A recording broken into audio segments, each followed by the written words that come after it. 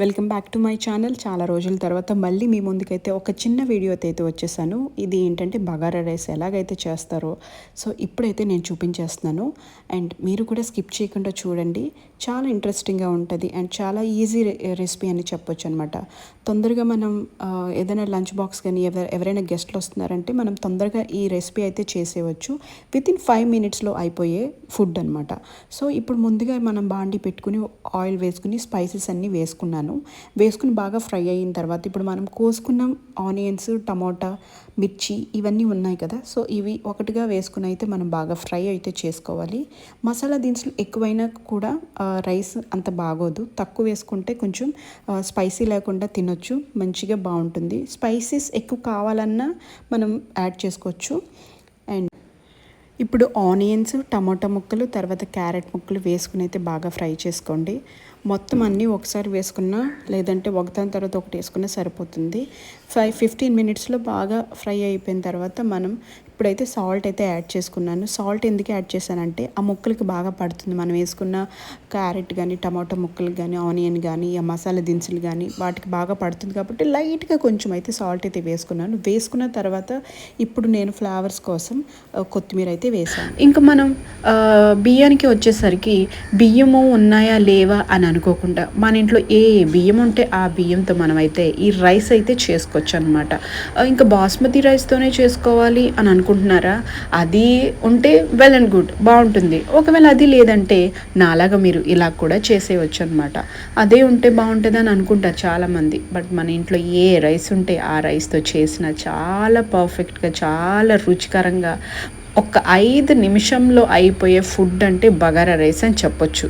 ఇది ఈ మసాలా దినుసులు, ఆనియన్స్, టమాటో ముక్కలు అవన్నీ వేసాను కదా, ఇవంతా ఫ్రై అయ్యేలోపు నేను బియ్యం కడుక్కుని పక్కన పెట్టుకున్నాను. నేను ఎప్పుడైనా సరే బాస్మతి బియ్యం అయినా సరే, ఏ బియ్యం అయినా సరే మొత్తం కడుక్కుని ఒక 15 minutes వరకు నానబెట్టుకుంటాను. ఆయిల్ కూడా వేసుకుని బాగా కలుపుకుంటాను. ఎందుకు ఈ అమ్మాయి ఆయిల్ వేస్తుంది అని అనుకుంటున్నారా? ఎస్, ఆయిల్ ఎందుకు వేస్తున్నానంటే రైస్ అంతా బాగా మెరుస్తుంది, పొడి పొడిలాడుతుంది. ఈ ఒక్కసారి కాదండి, మళ్ళీ మళ్ళీ చేసుకుని తినాలనిపిస్తుంది అనమాట.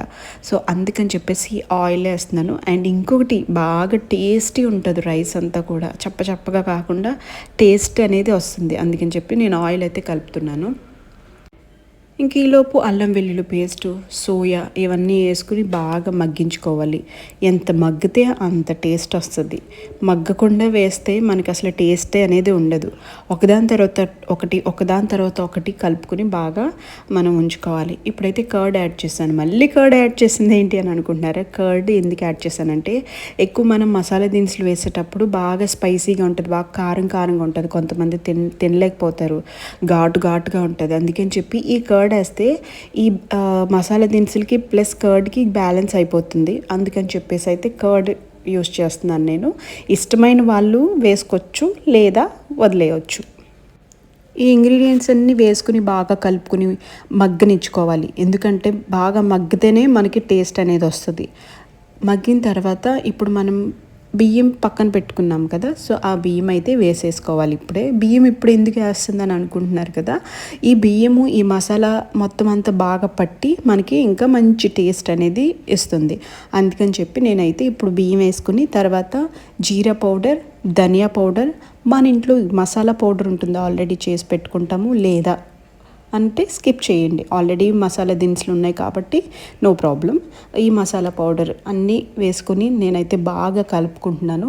కలుపుని ఒక 5 to 6 minutes అయితే నేను అలా ఉడకనిస్తాను. బాగా కలుపుకుంటూ ఉంటూ ఆ బియ్యానికి మొత్తం అంతా ఈ మసాలా అంతా పడుతుంది. సో పట్టిన తర్వాత అప్పుడు నేను ఇంకా కొత్తిమీర కూడా యాడ్ చేస్తున్నాను. ఇవన్నీ మనము ఫ్లేవర్స్ కోసం వేసుకున్నాయే కాబట్టి, మంచి టేస్ట్ రావాలి కాబట్టి ఇవన్నీ వేసుకుంటున్నాను. బాగా కలుపుకుని ఇప్పుడైతే వాటర్ అయితే యాడ్ చేస్తాను. 1 గ్లాస్కి 2 గ్లాసుల నీళ్ళు అయితే యాడ్ చేయను. 1 గ్లాస్కి 1.5 గ్లాస్ అయితే నేను యాడ్ చేస్తాను. ఎందుకంటే రైస్ అంతా కూడా బాగా పొడిగా రావడానికి 1.5 గ్లాస్ అయితే సరిపోతుంది. మీకు 2 గ్లాసులు వేస్తే కొంచెం మెత్తగా ఉడికిపోతుంది. అందుకని చెప్పేసి 1.5 గ్లాస్ అయితే నేను యూస్ చేస్తున్నాను. సో మొత్తం వాటర్ అంతా వేసుకున్న తర్వాత నేను పచ్చిమిర్చి, తర్వాత ఉప్పు ఇప్పుడు యాడ్ చేస్తాను. ఎందుకంటే ఉప్పు ముందు వేసేస్తే మనకి అంత టేస్ట్ అనేది ఉండదు. ఆల్రెడీ నేను స్పైసెస్ ఆనియన్స్ అన్నీ ఫ్రై చేసినప్పుడు కొంచెం ఆల్రెడీ సాల్ట్ ఉంటుంది కాబట్టి అదైతే సరిపోతుంది. ఇప్పుడు బియ్యంతో పాటు నేను ఉప్పు వేస్తాను కాబట్టి అది ఇంకా టేస్ట్ అనేది వస్తుంది. ఇప్పుడు పచ్చిమిర్చి లాస్ట్లో ఎందుకు వేసానంటే మొత్తం ఆ ఘాటు అంతా కూడా అక్కడే చచ్చిపోతుంది. అందుకని చెప్పి నేను పైనే వేసాను. ఆ ఘాటు, ఆ స్మెల్, తర్వాత పచ్చిమిర్చి టేస్ట్ అనేది తెలుస్తుంది కాబట్టి ఇప్పుడైతే నేను యాడ్ చేసుకున్నాను మిర్చి. అండ్ ఫైనల్లీ మూత పెట్టేశాను. అయిపోయింది కూడా నా రైస్. చూడండి ఎంత బాగుందో, ఎంత పొడి పొడిలాడుతుందో చూసారా రైస్. ఈసారి ఈ సండే మీరు కూడా ట్రై చేయండి. చాలా ఈజీ ప్రాసెస్లో అయిపోతుంది. అంత పని అయితే ఉండదు. ట్రై చేయండి, చాలా బాగుంటుంది. అండ్ నా కామెంట్లో కూడా చెప్పండి బాగుందా లేదా, ట్రై చేశారా లేదా అని చెప్పండి. అండ్ నేను ఇక్కడితో అయితే నా వీడియో ఎండ్ చేస్తున్నాను. మీ అందరికీ నచ్చింది అని అనుకుంటున్నాను. నచ్చితే ప్లీజ్ అండి లైక్ చేయండి, కామెంట్ చేయండి, షేర్ చేయండి అండ్ సబ్స్క్రైబ్ చేసుకోవడం మర్చిపోకండి. సబ్స్క్రైబ్ చేసుకోండి కంపల్సరీ, ఎవరైతే నా వీడియోస్ ఫస్ట్ టైం చూస్తున్నారో. So please do subscribe and support. ఇక్కడితో నా వ్లాగ్ ఎండ్ చేస్తున్నాను. చికెన్ కర్రీ కాంబినేషన్ లేదా రైతా కాంబినేషన్తో అయితే తినేయచ్చు. ఒత్తిడి తినేసినా కూడా చాలా బాగుంటుందండోయ్. సరేనా? Take care, bye.